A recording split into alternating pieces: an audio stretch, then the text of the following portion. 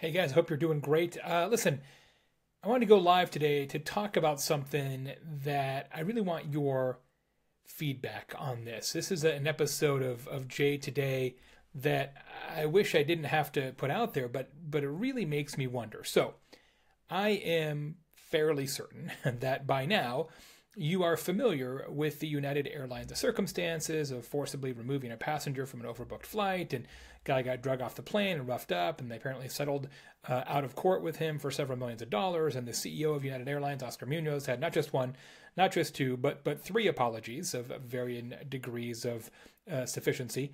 And, you know, there's been a lot of chatter about United now. They're a butt of many jokes. They've become part of the meme culture in social media and the internet. But here's the thing. So right after this happened, there were a number of articles written the following Monday, Tuesday that said, hey, guess what? United's stock price has dropped more than $1 billion, right? So their market capitalization dropped more than $1 billion in the days immediately following this incident. You know, and that's pretty significant. A company of that size, which is worth $23 billion, their stock goes down a little bit. All of a sudden, $1 billion is shaved off their market capitalization. That feels like quite a bit. But as of yesterday, United stock has gone up way beyond what it was before this incident occurred, almost to a 52-week high. So we are now 30 days approximately from this incident happening, 1 month. And in 1 month, the stock went down a little bit, but then went all the way back up to the degree that it's actually higher than it was before. How much so? Since that incident, United stock has increased more than $2.25 billion. So my question to you, my friends, is this. Does customer service really matter? Is there any circumstance that you can remember that was more egregious than the United Airlines circumstance? Everybody knows it. Everybody saw the video. Everybody piled on. Everybody said, how dare they? But it hasn't mattered at all. Now, maybe it's too early to tell. Maybe, you know, when the revenue pig moves through the snake, metaphorically speaking, they will have a revenue drop. Maybe they'll have a passenger load drop, and maybe their stock will go back down and will stay down.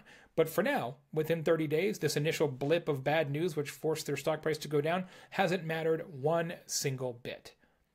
And if that's the case, right, if we're saying, hey, how dare you, United, but yet we still kind of go about our business once we've griped about it in social media, what incentive do companies have, really, truthfully, to provide great customer service, right? If there's no downside to doing what happened in that case, then what really is the incentive to deliver customer service that's any better than mediocre? Maybe there isn't it. I wrote a whole book about customer service, as you may know, and my question to you is quite simple. Does customer service really matter? Does any of this matter? I really want to know what you think. Comment below, because I just, this whole thing kind of disheartens me. And look, maybe I'm part of the problem, not part of the solution. I didn't love United to begin with. I tried not to fly United, not because they forcibly removed a passenger. Just haven't had very good success with them historically. But since this incident occurred, right, which again is just a month ago or a little bit less, I have actually flown United. Didn't want to. Didn't want to before. Certainly didn't want to after this incident, but I did. Why?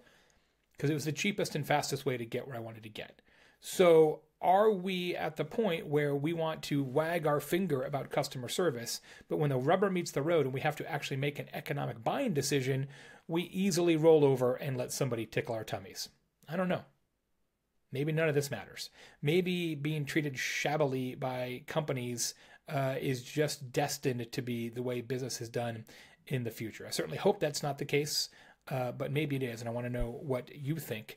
Comment below. One organization that I know doesn't treat their customers shabbily is my good friends at Emma. Emma is the sponsor of this Jay Today program, have been for a long time. Really appreciate their support. They're a terrific provider of email marketing advice and email marketing software. If you want to get more out of your email marketing, go to myemma.com. Somewhat sad today, a little bit confused. I am Jay Baer. This is Jay Today. Let me know what you think below, and I'll see you in a couple days. Thanks.